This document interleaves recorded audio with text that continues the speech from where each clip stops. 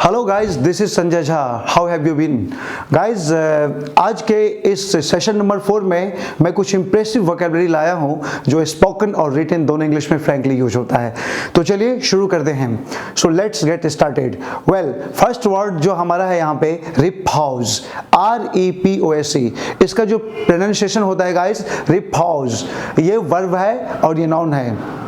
Parts of speech में जो ये वर्ब का काम करता है और ये नाउन का भी काम करता है। चलिए इसके मीनिंग को समझते हैं। रिपॉज का मतलब क्या होता है? टू टेक रेस्ट और लाई, हिंदी में आराम करना। ठीक है, इंग्लिश टू इंग्लिश अगर आपको समझना है, टू टेक रेस्ट और लाई कह सकते हैं इसको।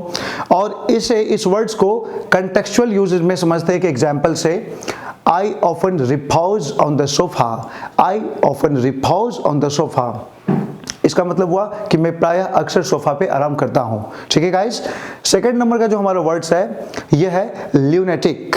ल्यूनेटिक ये पार्ट्स ऑफ स्पीच में नाउन और एडजेक्टिव का काम करता है। अगर मैं ग्रामेटिकल जॉब कैटेगरी देखूं तो ये जो वर्ड है हमारा नाउन का फंक्शन करता है या फिर एडजेक्टिव का फंक्शन करता है। इसके मीनिंग को समझते हैं। A mentally ill person silly in a dangerous way। चूंकि ये दो मीनिंग का काम करता है नाउन के रूप में, a mentally ill person, a mentally ill person, या फिर एडजेक्टिव के सेंस में silly in a dangerous way। पागलपन या पागल मनुष्य आप इसे हिंदी में कह सकते हैं। एक एग्जाम्पल मैंने यहाँ पे लिखा हुआ है, he talks like a lunatic। he talks like a lunatic, वह पागल की तरफ बात करता है। ठीक है, चलिए वोकैबुलरी नंबर 3 में देखते हैं। स्प्राइटली, ये एडजेक्टिव का काम करता है स्प्राइटली, और इसका मीनिंग होता है energetic and in a good health, specially of old people. यानी जो बुजुर्ग लोग हैं, जो वृद्ध लोग हैं, वो अगर एनर्जेटिक रहते हैं, ऊर्जावान होते हैं, उनके लिए इस वर्ड का स्पेशली हम यूज करते हैं। एक कंटेक्चुअल यूजेस को समझते हैं एग्जाम्पल से। He is a sprightly old man of 80. He is a sprightly old man of 80. ठीक है guys? Well guys, next word है हमारा है bashful. Bashful ये जो है एडजेक्टिव है और इसका मतलब होता है shy and easily embarrassed, बहुत लज्जित। चलिए इस वर्ड्स के मीनिंग को इसके एक एग्जाम्पल से समझते हैं। She gave a bashful smile when she was asked about her boyfriend. ठीक है, तो सीधा सीधा इसका मतलब हो गया कि बहुत शर्मा गई, बहुत लज्जित हो गई जब उससे उसके बॉयफ्रेंड के बारे में पूछा गया। इसी प्रकार से हमारा जो नेक्स्ट वर्ड है एंग्विश। एंग्विश ये नाउन है और इसका मतलब होता है एक्सट्रीम अनहैप्पीनेस। ठीक है, अब देखिए इसका मतलब होता है extreme unhappiness caused by physical और मेंटल सफरिंग। फिजिकल और मेंटल सफरिंग मतलब कि बहुत ज्यादा किसी बात का गम, तकलीफ, शोक, संताप, दुख, पीड़ा, आप हिंदी में इस तरह से कह सकते हैं।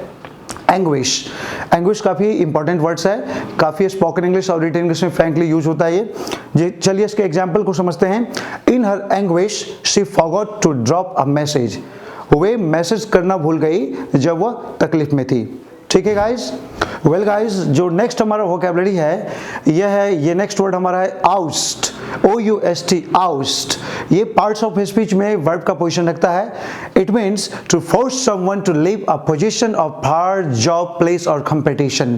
किसी को बेदखल कर देना, किसी भी ऑर्गेनाइजेशन से रिमूव कर देना, हटा देना, उसकी सत्ता से उसे बेदखल कर देना, हटा देना, उसको बोलते हैं आउस्ट। चलिए एक एग्जांपल से समझते हैं इसके यूजेस को। Profit margin collapsed having ousted the chairman from the organisation. Profit margin collapsed हो गया, जो कंपनी की जो रेवेन्यू थी, प्रॉफिट थी, वो खत्म हो गई जैसे ही चेयरमैन को ऑर्गेनाइजेशन से हटा दिया गया, आउटस्टेड कर दिया गया। ठीक है गाइस। नेक्स्ट वर्ड जो हमारा है यहाँ पे इंट्रूड। इंट्रूड, इसके बहुत सारे सिनोनिम्स और फ्रेजेस भी आप जानते होंगे या पढ़े होंगे। इंट्रूड ये वर्ड है, काफी अच्छा वर्ड है। It means to interrupt someone और become involved in their private affairs in annoying and unwanted way. It means that किसी के बीच में टांग अड़ा देना, यानी कि दखल अंदाजी कर देना, उसको बोलते हैं इंट्रूड। ठीक है, आप इंटरप्ट बोल सकते हैं इसको। ठीक है, यहाँ पे एक एग्जाम्पल मैंने ये लिया हुआ है। I am sorry to intrude but I need to talk to you. माफ कीजिएगा दखल अंदाजी करने के लिए, लेकिन मुझे आपसे जरूरी बात करनी है। वेल गाइस, जो हमारा नेक्स्ट वर्ड है यहाँ पे यह है डॉलफुल। क्या है? डॉलफुल। इसके जो प्रोनाउंसिएशन है, ध्यान रहे, बहुत सारे स्टूडेंट्स गलत कर बैठते हैं, एफ को फुल पढ़ते हैं, जैसे ब्यूटीफुल पढ़ते हैं, वो गलत है। इसका जो प्रोनाउंसिएशन होगा फल, डॉलफुल, डॉलफुल, हल्का सा, ठीक है। और ये जो पार्ट्स ऑफ स्पीच में एडजेक्टिव का काम करता है। It means that very sad, very sad. और देखिए इस पे मैंने एक सेंटेंस बनाया, he is a doleful looking man, he is a doleful looking man. इसका मतलब वो बहुत उदास दिखता हुआ व्यक्ति है, ठीक है गाइज। जो हमारा नेक्स्ट वर्ड है ऑडियस, ऑडियस, a word that ends in ious, odious is called adjectives. A words that ends in ous, basically जो ऐसे words जो ous से समाप्त हो उसे हम adjective समझेंगे। A word that ends in ous is called adjective। तो देखिए ये जो ऑडियस है यहाँ पे adjective है, इसका अर्थ होता है एक्सट्रीम अनप्लीजेंट।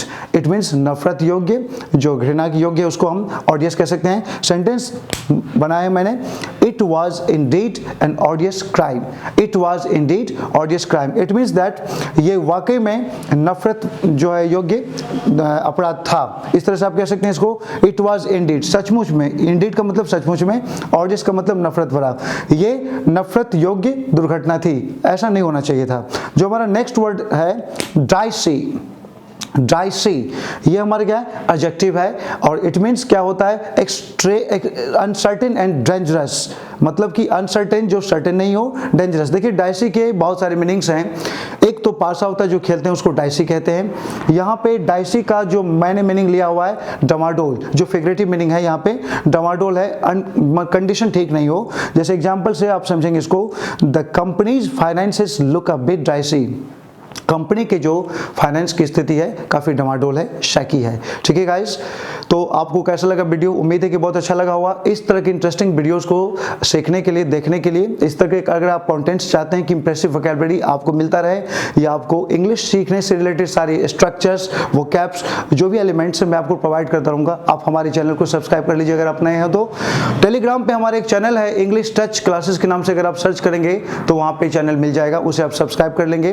उस पर डेली डोज कंटेंट मिलता है, चाहे आप कॉम्पिटिटिव एग्जाम्स के प्रिपरेशन कर रहे हो या फिर आप स्पोकन इंग्लिश को इंप्रूव कर रहे हो। वहाँ पे एवरीडे रिलेटेड आपको डेली कुछ ना कुछ वहाँ पे पोस्ट हम करते हैं जो सपोर्ट करती है आपके लर्निंग्स को। ठीक है guys, thank you, see you in the next video.